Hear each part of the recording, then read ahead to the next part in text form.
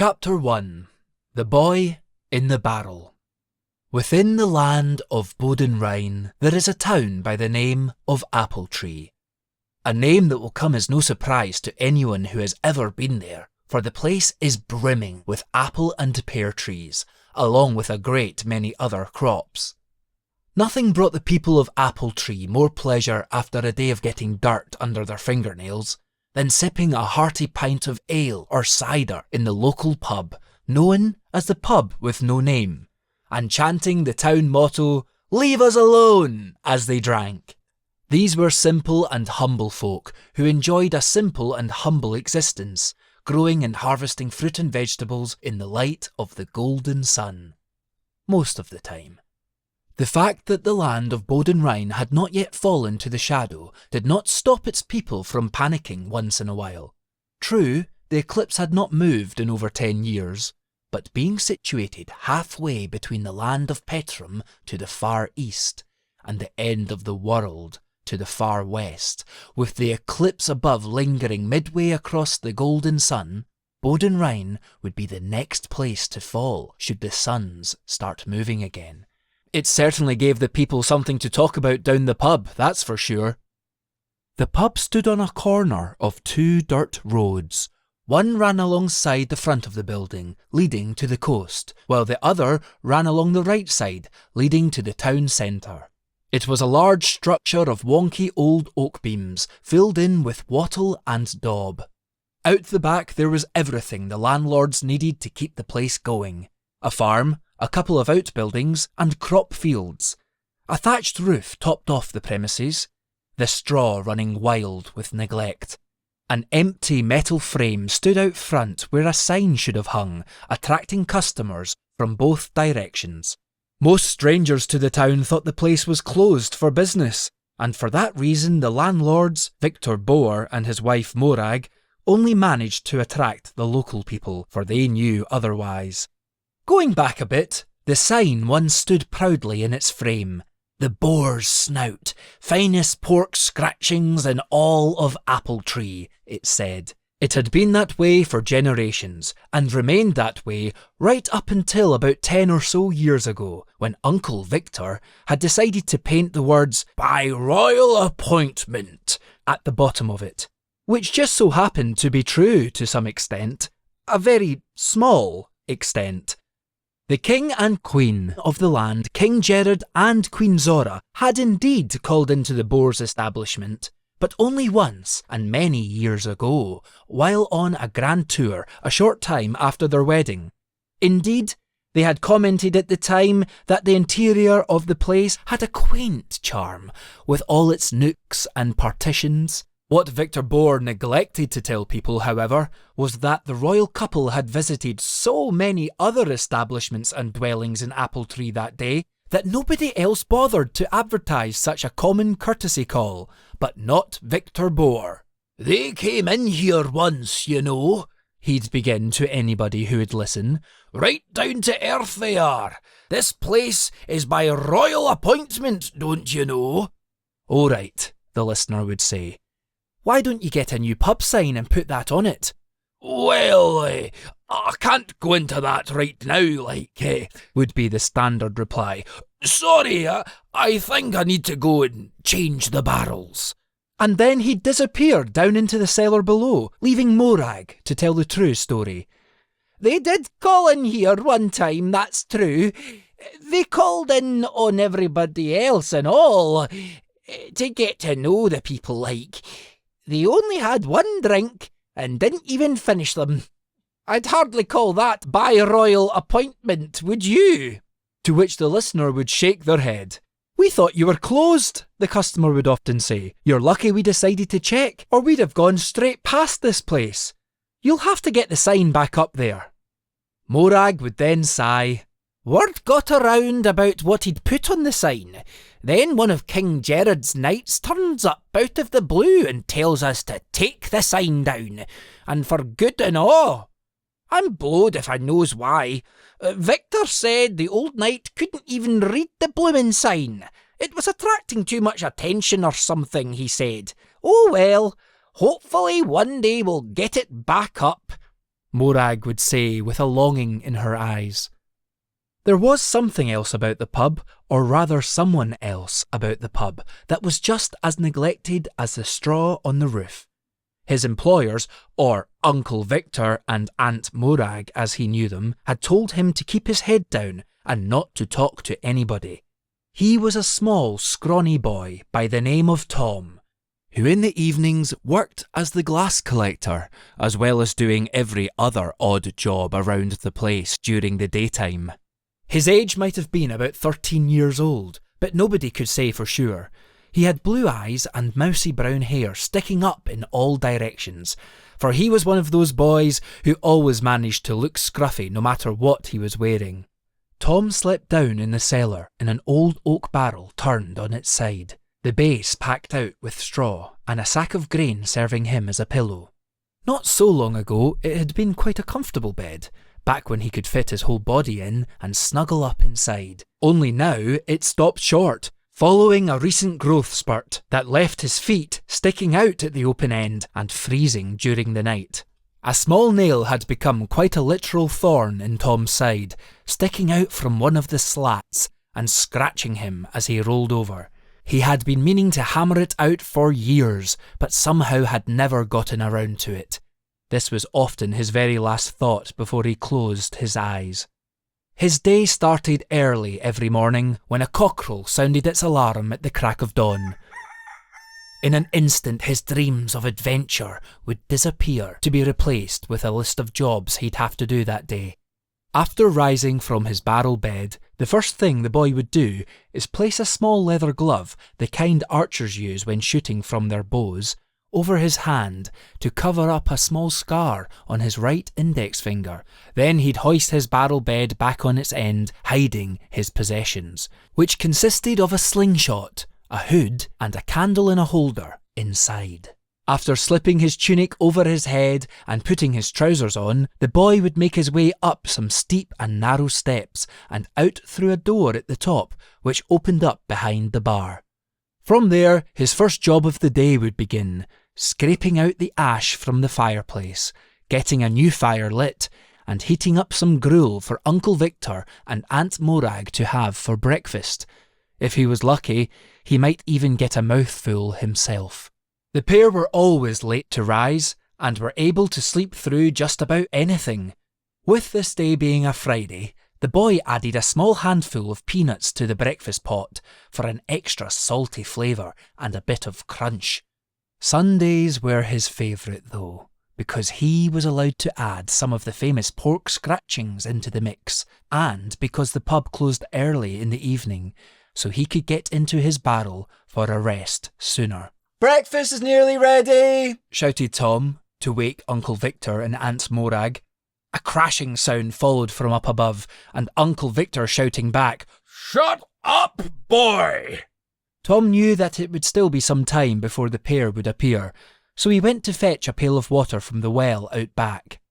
It stood in the centre of the yard, surrounded by a couple of outbuildings, housing the cows, sheep, and pigs, with a chicken coop attached to one of them.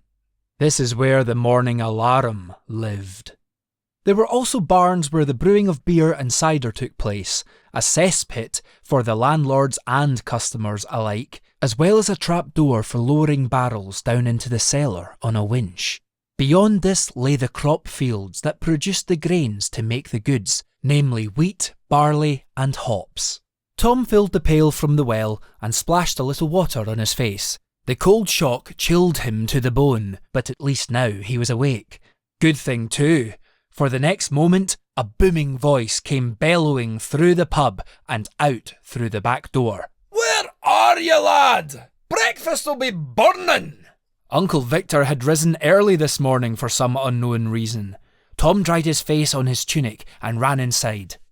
Breakfast was always over too soon.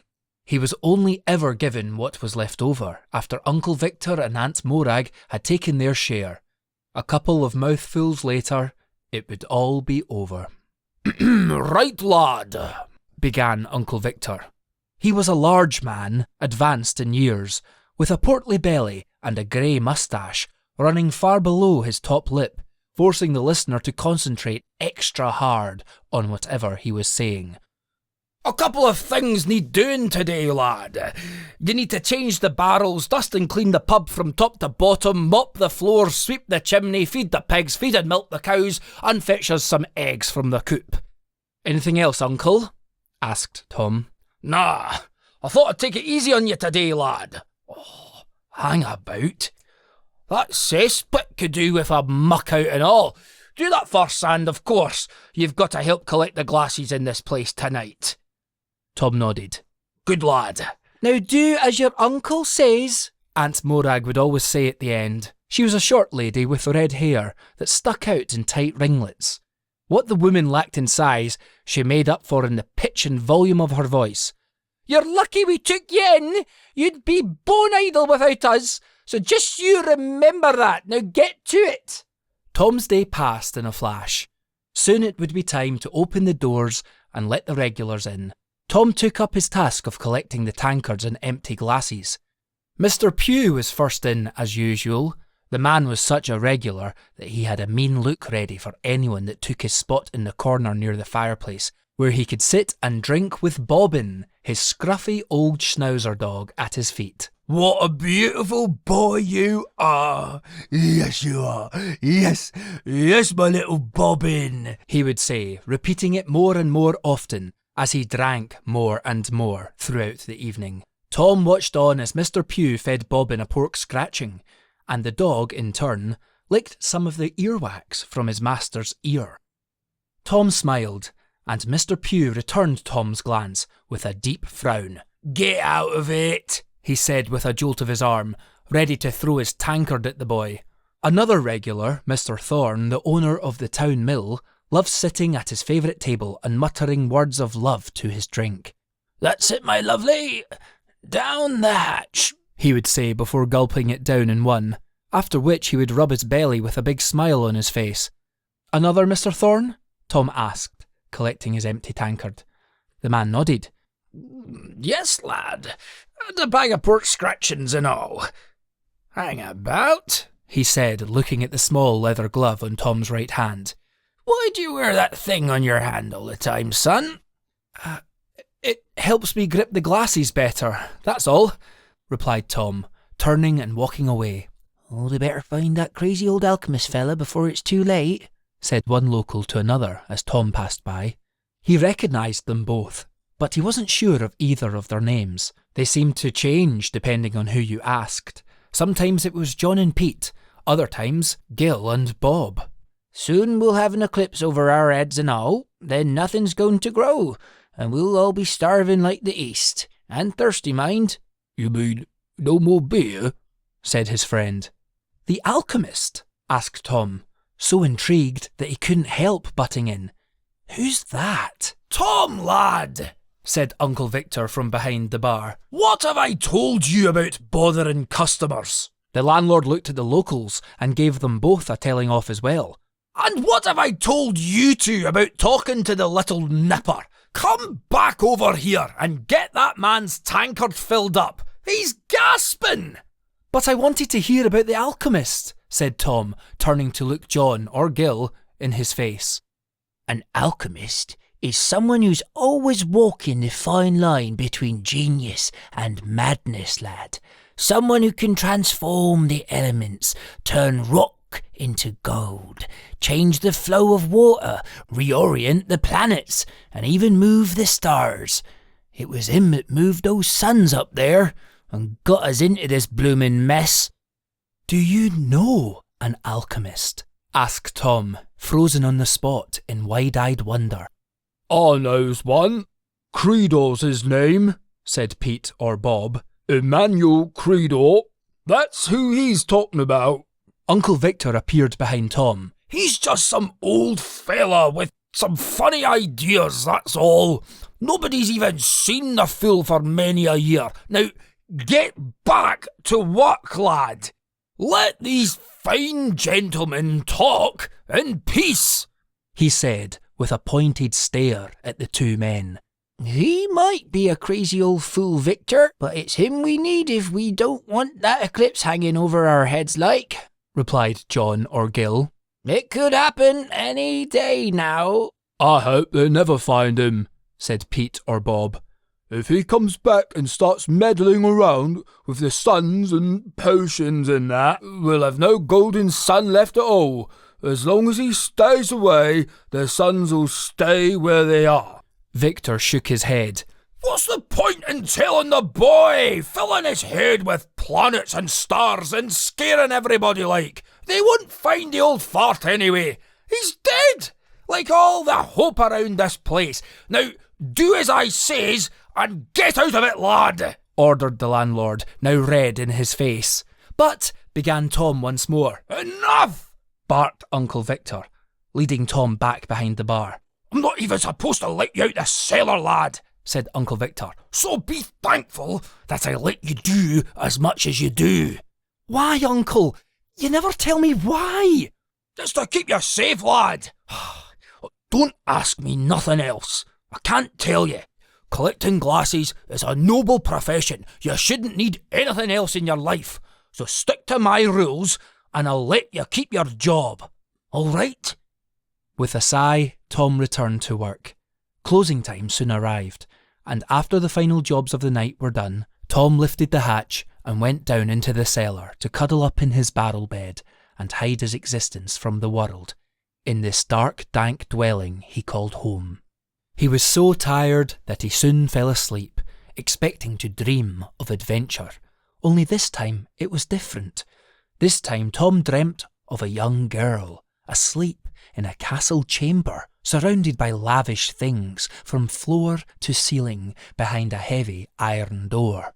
She was around 13 years of age, although it was difficult to say for sure.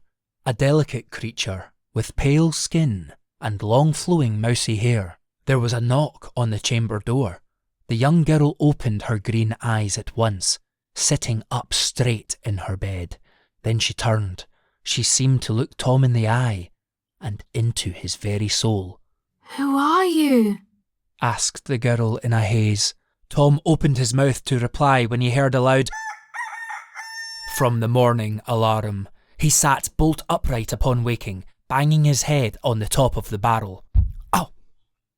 Who is that girl?